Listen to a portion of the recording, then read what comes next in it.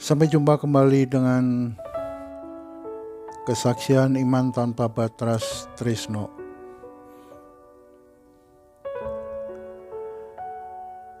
Bapa yang di surga, hamba-Mu akan bersaksi pada siang hari ini Tuhan, kiranya Engkau menguasai mulut hati hamba-Mu.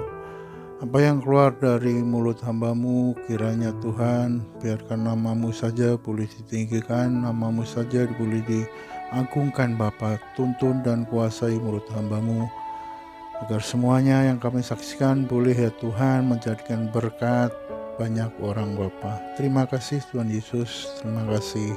Haleluya, haleluya, amin.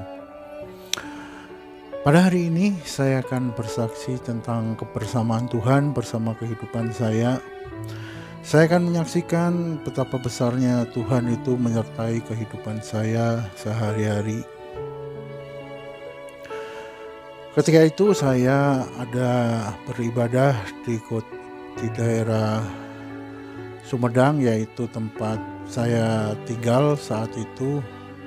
Ada suatu ibadah raya yang diadakan di dalam kota Sumedang, yaitu di dalam gereja Pantekosta Sumedang. Saat itu mereka itu mengundang adanya pendeta yang dari luar negeri, yaitu pendeta dari Filipina. Saat itu saya mengikuti suatu ibadah yang direncanakan gereja tersebut. Saya beribadah di tempat itu, menyaksikan kebesaran nama Tuhan, menyaksikan kebenaran firman Tuhan yang dibagikan oleh pendeta tersebut.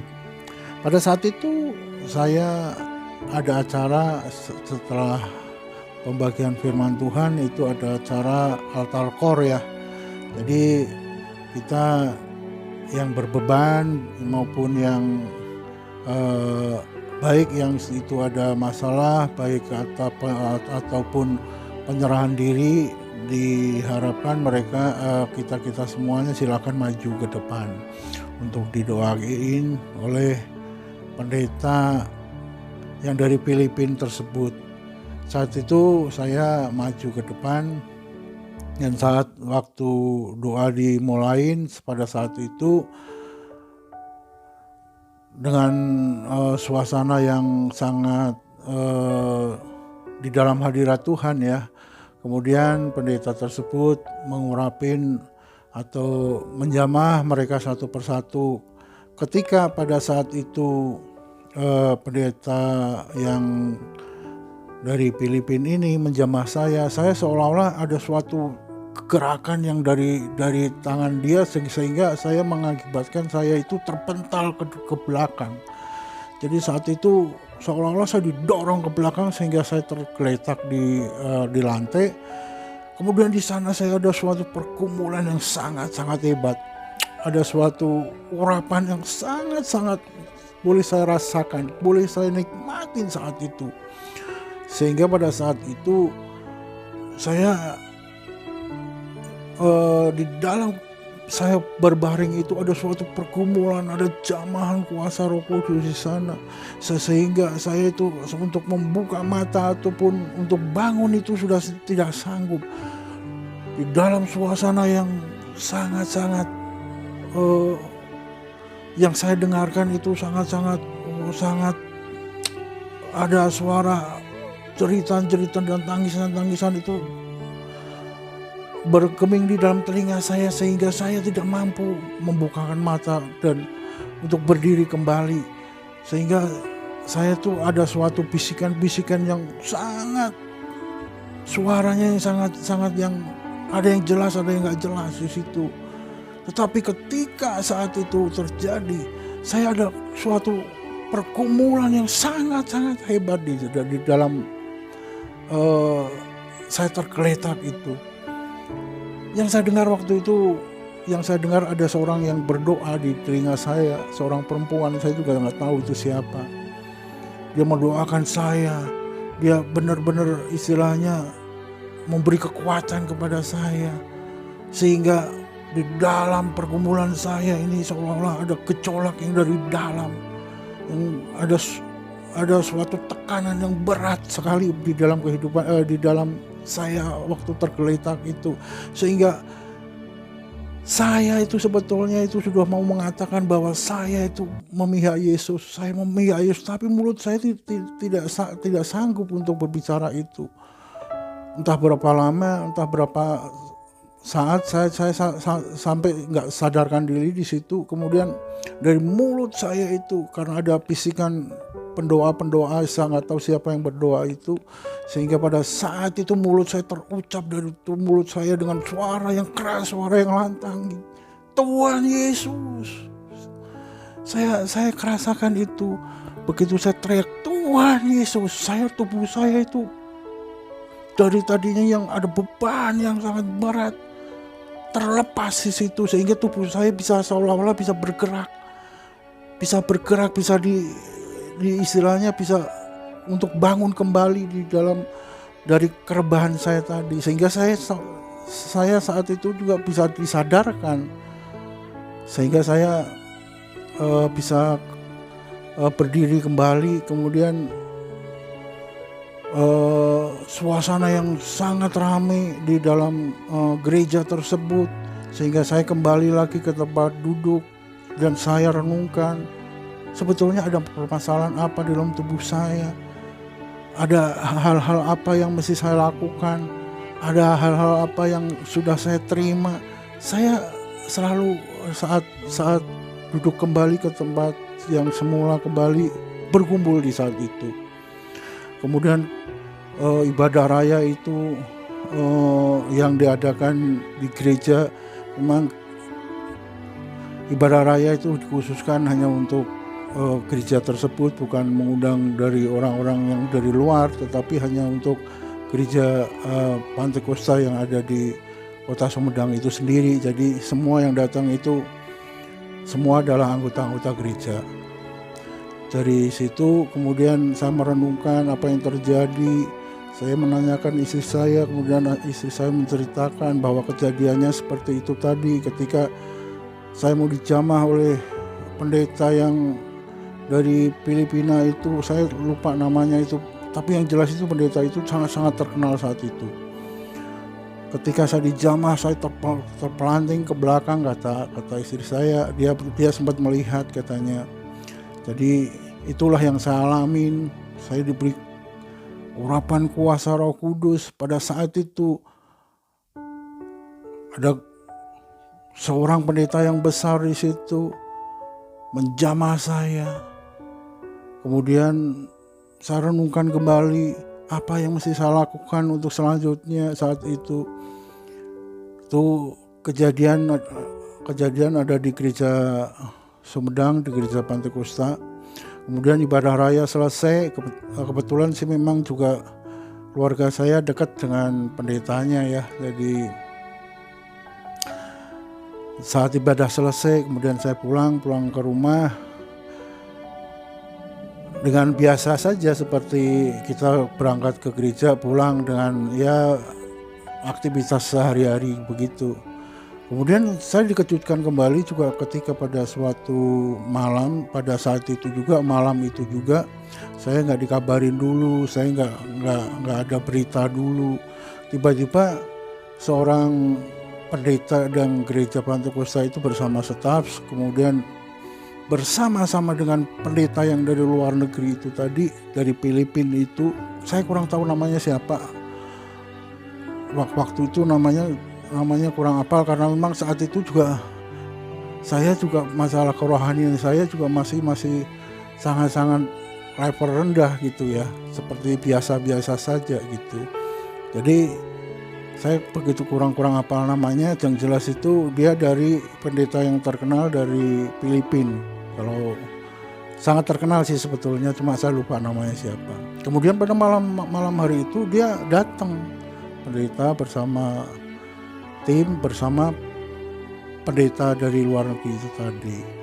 Kemudian kita sempat kaget, ada apa ini sebetulnya gitu kan. Setelah mereka cerita, mereka maksud dan tujuannya dia ceritakan, ya kita bahwa ada suatu gerakan, kata mereka, untuk menindaklanjutin untuk Pak Sutrisno katanya mau didoakan lebih khusus lagi di rumah katanya.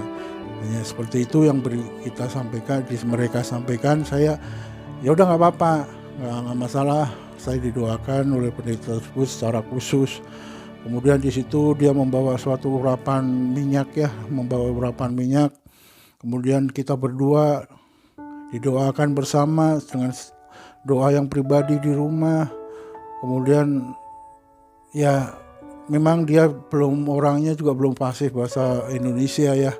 Dia masih ada orang yang menjelaskan pakai bahasa Indonesia di situ. Kemudian saya didoakan di situ, diurapi dengan minyak urapan sama dia.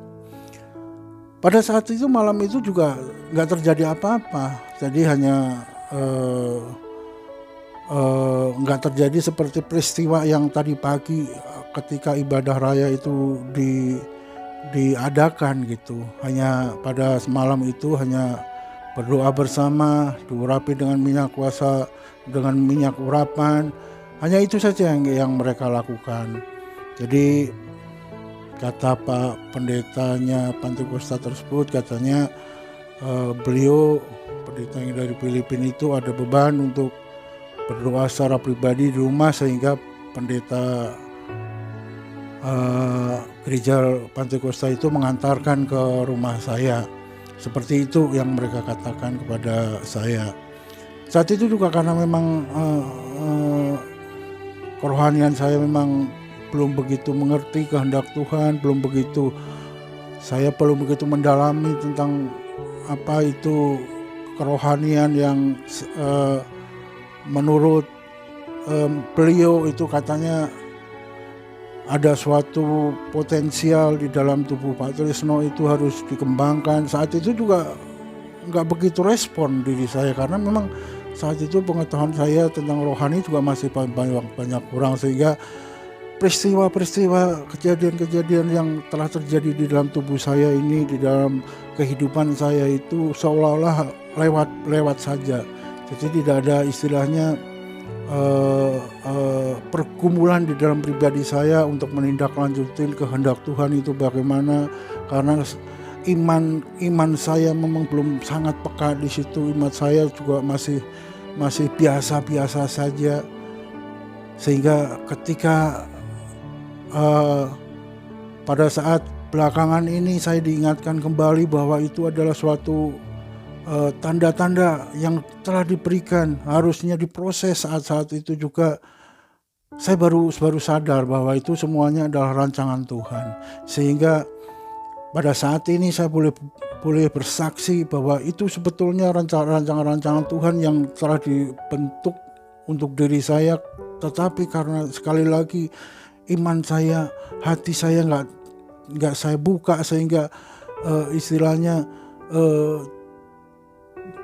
tidak ada respon dari diri saya, sehingga peristiwa-peristiwa khusus itu yang sudah ditunjukkan oleh Tuhan itu lewat begitu saja. Memang saat-saat sekarang ketika saat saya istilahnya banyak merenungkan firman Tuhan, saat teduh, banyak berdoa, saya diingatkan kembali kejadian-kejadian yang sudah terjadi kepada diri saya, bahwa sebetulnya dari dulu Tuhan sudah merencanakan, sudah memberi gambaran petunjuk untuk proses hidup saya. Cuma sekali lagi saya tidak membuka hati, saya tidak peka di dalam firman, saya tidak peka di dalam iman, sehingga hal-hal tersebut, hal yang sungguh ajaib itu sebetulnya lewat begitu saja. Dan memang kata firman itu, ketika kita ada suatu ujian atau pencobaan yang kita alamin, kita lebih dekat lagi kepada Tuhan, kita lebih mengerti tentang kehendak Tuhan, kita lebih banyak mengambil waktu-waktu bersama Tuhan, saat teduh. Di situ dibukakan semua kejadian-kejadian yang lalu, sehingga kita boleh di dalam pergumulan akhir-akhir di dalam kehidupan saya ini boleh ditunjukkan kepada saya bahwa saya dari awal tuh sebetulnya sudah mau diproses, cuma karena saya selalu mengeraskan hati sehingga tanda itu tidak bisa saya lihat, sehingga semua proses itu tidak bisa kami lihat. Memang benar kata firman, ketika kita di dalam kesesakan, ketika dalam ujian, itu lebih gampang melihat Tuhan, lebih intim lagi kepada Tuhan, sehingga boleh melihat rancangan-rancangan Tuhan dan boleh melihat hikmat Tuhan. Itu memang benar. Jadi ketika kita sibuk bekerja, ketika kita melakukan pekerjaan-pekerjaan tanpa adanya gangguan, tanpa adanya istilahnya proses yang lebih berat lagi, itu kita untuk mengalami Tuhan itu sangat sulit. Memang banyak juga yang mereka alamin, cuma kebanyakan pada saat kita mengalami Tuhan itu, pada saat kita ada suatu ujian, suatu proses yang istilahnya proses Tuhan yang kita boleh pergumulkan, kita boleh alamin, itu saat-saat kita lebih dekat kepada Tuhan, itu bisa kita melihat hikmat Tuhan, bisa melihat kita rencana Tuhan lebih baik lagi. Itu yang kami rasakan sekarang ini, sehingga boleh menjadi kesaksian saya, menjadi bahan untuk saya untuk bersaksi betapa besar penyertaan Tuhan itu dari awal ke proses hidup kita sampai nanti kita akhirnya. Itu semuanya Tuhan udah menentukan. Cuma memang yang membedakan itu adalah karena kita tidak membuka hati, karena kita tidak dengar-dengaran dengan Tuhan, karena kita tidak merenungkan apa kata firman itu, tidak merenungkan apa kehendak Tuhan itu, sehingga dunia itu semua menutup itu semua. Dan ketika kita ada suatu pencobaan atau ujian yang diberikan, pada saat itu hati manusia itu akan lebih dekat lagi kepada Tuhan. Hati manusia itu akan lebih berserah, karena di dalam Alkitab juga sudah dikatakan, orang yang saya uji, orang yang dalam kesesakan boleh mengatakan berbahagia, itu adalah untuk menguji iman kita, ketekunan kita lebih dalam lagi, sehingga lebih mudah kita melihat rencana dan kehendak Tuhan. Itulah yang saya saksikan di dalam kehidupan saya sehari-hari kemarin, proses dari awal sampai sekarang, sehingga seolah-olah saya dibukakan mata hati saya bahwa proses-proses yang kemarin itu, tanda-tanda yang kemarin itu tidak terlihat, tetapi sekarang bisa jelas terungkap di dalam hati dan pikiran saya, sehingga menjadi kekuatan bagi saya untuk selalu bersaksi. Pada intinya kita harus saat ini kita harus dengar-dengaran dengan firman, belajar tentang firman, dan ngambil saat teduh, kemudian kita menjadi pelaku-pelaku firman. Itu yang dikehendakin Tuhan pada dasarnya. Tapi kita harus membuka hati kita, berserah kepada Tuhan, harus mau tunduk melalui aturan-aturan Tuhan, dan selalu melakukan firman Tuhan. Itu yang dikehendakin oleh Tuhan. Belum terlambat untuk kita semuanya untuk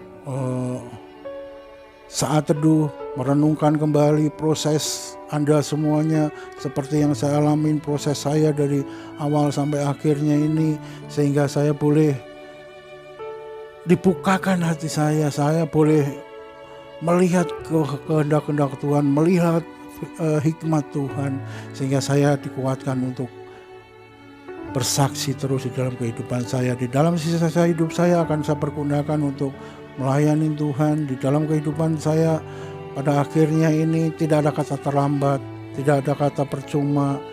Saya harus berbuat baik, saya harus menerima kuasa Roh Kudus, menerima buah-buah Roh Kudus, menerima buah-buah Roh itu yang saya kembangkan, sehingga saya boleh bertanggung jawab dengan adanya setelah diberi kasih karunia, setelah kita mengerti, diberikan buah-buah roh itu sendiri sehingga kita menjadi kuat untuk menjadi pelaku-pelaku firman, melakukan buah roh itu, membuat kebaikan, membuat kita berguna bagi orang lain. Kemudian kesaksian-kesaksian hidup saya yang telah saya alamin ini boleh disaksikan oleh Anda semua, sehingga menjadi kekuatan bagi Anda semua untuk menjadi saksinya Tuhan. Saya yang sudah mengalami harus saya saksikan, supaya hidup saya berdampak di dalam sisa-sisa hidup saya ini, sehingga pada akhirnya nanti kalau saya sudah dipanggil oleh Tuhan, saya sudah siap untuk bersama kembali kepada Tuhan. Dan hidup saya sudah berdampak bagi orang lain. Masalah hasil dan masalah bagaimana selanjutnya itu kami serahkan kepada Tuhan, karena Tuhan punya rencana melalui hidup kita. Tuhan dari awal sudah mengatakan bahwa kita semuanya harus jadi saksi Tuhan. Kita semuanya harus berani menyatakan kebenaran Tuhan dan mengatakan firman, dan terlebih pelaku-pelaku firman. Itu yang dikehendaki Tuhan dari awal kehidupan kita, proses kita. Tetapi di dalam kehidupan dunia ini, kehidupan kedagingan kita ini, itu yang kadang-kadang mengalahkan, menutup mata kita, mata hati kita untuk melihat kehendak Tuhan, melihat proses Tuhan. Itu yang terkadang menutupi itu semuanya, karena kita kurang saat teduh, kita kurang dengar-dengaran firman, kita kurang istilahnya berdoa. Itu semuanya yang bisa menguatkan bagi kehidupan kita untuk menjadi saksinya dan terus bekerja di ladang Tuhan dan selalu menyatakan kebenaran. Masalah hasil itu terserah Tuhan. Yang harus kita lakukan adalah saat ini adalah menjadi saksinya dan menjadi pelaku-pelaku firman. Itu ambil dulu. Masalah gimana nanti itu terserah Tuhan. Yang penting kita saat ini sudah membuka hati kita, menyerahkan diri kita sepenuhnya kepada Tuhan, dan hikmat itu akan turun kepada kita. Dan iman kita akan bertambah, karena iman itu timbul karena pendengaran. Iman itu timbul karena kita seringnya komunikasi dengan Tuhan, sering intim dengan Tuhan, sehingga iman kita akan naik lebih lagi, dan iman tanpa batas itu yang kita perlukan untuk menjadi saksi Tuhan Yesus. Itu saja kehidupan saya yang saat ini menjadi kekuatan bagi saya untuk bersaksi. Selamat siang dan sampai jumpa kembali.